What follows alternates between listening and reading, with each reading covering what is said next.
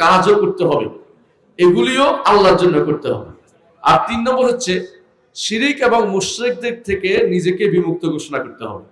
3টি জিনিস যদি কারো না থাকে সে মুসলিম হয়নি। মুসলিম যদি হতে হয় প্রথম কাজটি হতে হবে আপনাকে তাওহীদবাদী হতে হবে। তাওহীদবাদী হতে হলে শিরিক থেকে মুক্ত থাকতে হবে। অনেকেই হয়তো বলবে আমি তো শিরিক করি না। বিশ্বাস করুন, আমরা আশেপাশে মানুষদের যা দেখি শিরকের ভিতরে তারা ডুবে আছে। যদি শিরিক কেউ করে তার ঈমান থাকে না, শিরিক কেউ করলে ইসলাম থাকে না, শিরিক কেউ করলে হজ থাকে না, শিরিক কেউ করলে সালাত নষ্ট হয়ে যায়, শিরিক কেউ করলে তার যাবতীয় ইবাদত বরবাদ হয়ে যায়, শিরিক কেউ করলে তার চেয়ে হতভাগা দুনিয়াতে আর কেউ হয় না, আখিরাতেও কেউ থাকবে না। এর অর্থ হচ্ছে তাওহীদের বিপরীতে অবস্থান কোনো ব্যক্তির জন্য বৈধ নয়।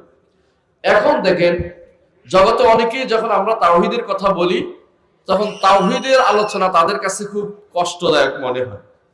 এটা কেন? একটা বিরাট গোষ্ঠী আছে যারা তাওহীদের সংজ্ঞাতে ভুল করে বসে আছে। আমরা এতক্ষণ ধরে যতটুকু বলেছি 2টা তাওহীদের কথা বলেছি, রুবুবিয়্যাহ এবং উলুহিয়্যাহ। অর্থাৎ আল্লাহকে রব মানতে হবে, অর্থাৎ তার সত্তা মানি এবং তার কর্ম মানছি। কর্ম 3টি জিনিস বলেছি। আর ইবাদতের ক্ষেত্রে মন থেকে তার ইবাদত করতে হবে, মন থেকে আল্লাহর ইবাদত করতে হবে, মন দিয়ে, মনে যে সমস্ত কর্মকাণ্ড হয়। আর মুখ দিয়ে তার ইবাদত করতে হবে, অঙ্গ প্রত্যঙ্গ দিয়ে তার ইবাদত করতে হবে।